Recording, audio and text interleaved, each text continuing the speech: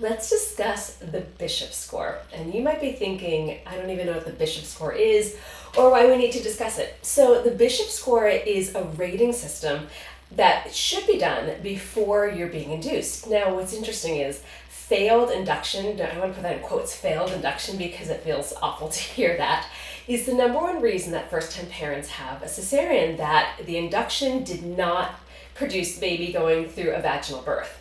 So why do we need to think about the Bishop score? It can give you some idea of how favorable your cervix is for an induction.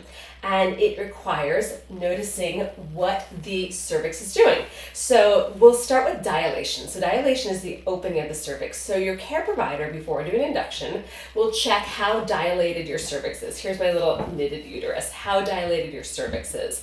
0 to 10 centimeters. Then we're looking at the effacement, the thinning and shortening of the cervix.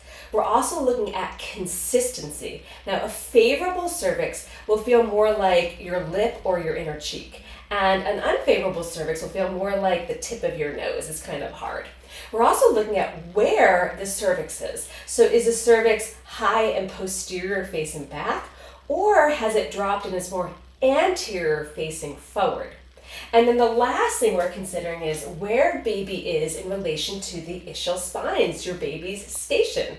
So if the baby's pretty high up, it's above the ischial spines. And if the baby is lower, it is below the ischial spines. So looking at those 5 factors, and they're all measured, that your care provider is going to give them on a rating system, that's going to tell you, will an induction more likely succeed in a vaginal birth, or may it not? So if you're facing an induction, you can ask your care provider, can we check my Bishop score?